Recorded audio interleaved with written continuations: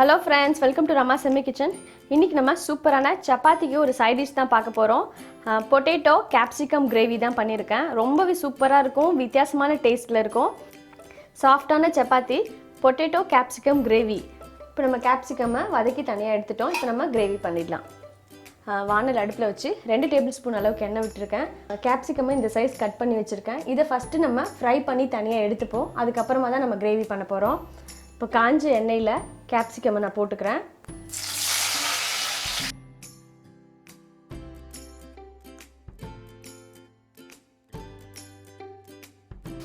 இப்போது ஒரு கால்வாசி அளவுக்கு கேப்சிகம் வதங்கியாச்சு. கொஞ்சமாக நான் உப்பு சேர்த்துக்கிறேன். இதில் ஒரு 2 பிஞ்ச் அளவுக்கு உப்பு சேர்த்துக்கோங்க. உப்பு சேர்த்து நல்லா மிக்ஸ் பண்ணிடலாம். இந்த அளவுக்கு வதங்கினா போதும். ஓரளவுக்கு நல்லா வதங்கிடுச்சு. இப்போ நம்ம இதை ஒரு பிளேட்டில் எடுத்துடலாம். கேப்சிகம் வதக்கின எண்ணெய் கொஞ்சம் தான் இருந்தது, கூட கொஞ்சம் எண்ணெய் சேர்த்துட்டேன். அது கூட நம்ம இப்போது வெங்காயம் சேர்த்துக்கலாம்.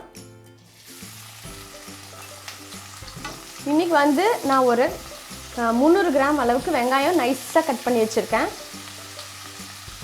இந்த மாதிரி எப்பவுமே கிரேவி செய்யும் போது எவ்வளோக்கு எவ்வளோ நைஸாக கட் பண்ண முடியுமோ அந்த மாதிரி கட் பண்ணிக்கோங்க. இது கூட பச்சை மிளகாவை உடச்சி போட்டுக்கலாம். நான் ஒரு 3 பச்சை மிளகா போட்டுக்கிறேன்.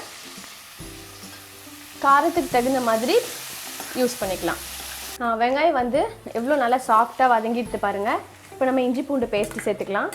இஞ்சி பூண்டு பேஸ்ட் வந்து 1 டேபிள் ஸ்பூன் அளவு நான் சேர்த்துருக்கேன். அதோட பச்சை வாசனை போகிற அளவுக்கு ஒரு 2-3 நிமிஷம் நல்லா வதக்கிக்கோங்க.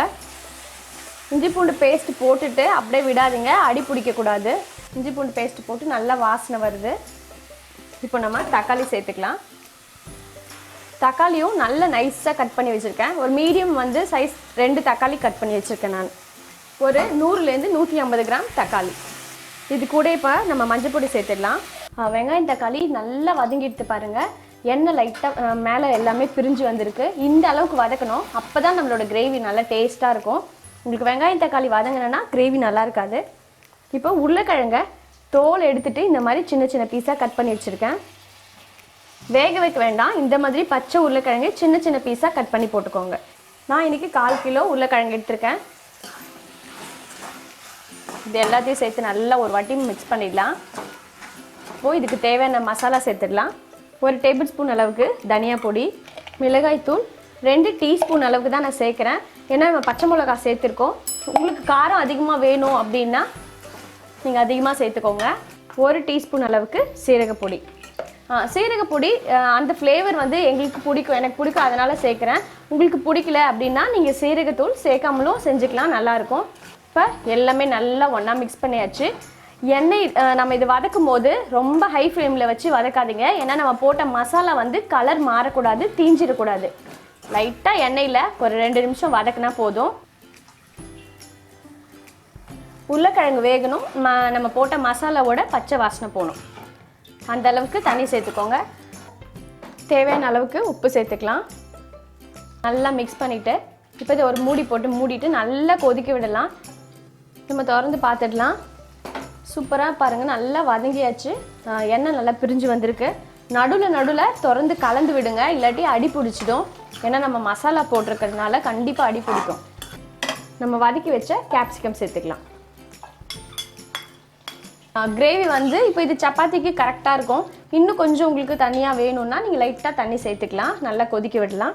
ஃப்ரெஷ் க்ரீம் சேர்க்குறேன் நான். ரொம்ப சூப்பராக இருக்கும் இந்த கிரேவிக்கு. நீங்கள் சேர்த்திங்கன்னா ஒரு 2 ஸ்பூன் அளவுக்கு ஃப்ரெஷ் க்ரீம் சேர்த்துக்கோங்க.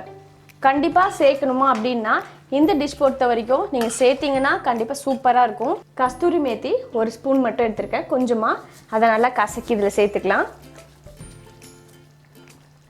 கூடவே கொத்தமல்லி தழை சேர்த்துக்கலாம்.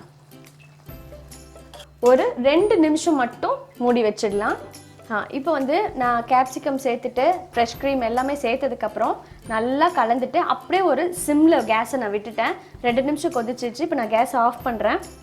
அந்த மாதிரி விட்டிங்கன்னா உங்களுக்கு பாருங்கள், சூப்பராக நம்ம ஊற்றின எல்லா எண்ணெயுமே மேலே மிதந்து வந்திருக்கு, பிரிஞ்சு வந்திருக்கு. ஸோ நம்மளோட சூப்பராக கிரேவி ரெடி ஆகிடுது.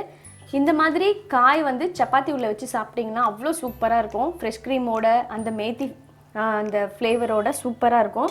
சூப்பராக ரெடி ஆயிடுச்சு. இன்றைக்கி எங்கள் வீட்டில் சப்பாத்தி இந்த பொட்டேட்டோ கேப்சிகம் கிரேவியோட தான் சாப்பிட போகிறோம். சூப்பராக வந்திருக்கு. நீங்கள் ஒரு வாட்டி இதை செஞ்சீங்கன்னா கண்டிப்பாக திருப்பி திருப்பி ட்ரை பண்ணி பார்ப்பீங்க. இதே மெத்தடில் இதை ட்ரை பண்ணி பார்த்துட்டு உங்களோட ஃபீட்பேக்ஸ் அண்ட் கமெண்ட்ஸ் சொல்லுங்கள். அடுத்த ஒரு சூப்பரான டிஷ்ஷில் நான் உங்களை சந்திக்கிறேன்.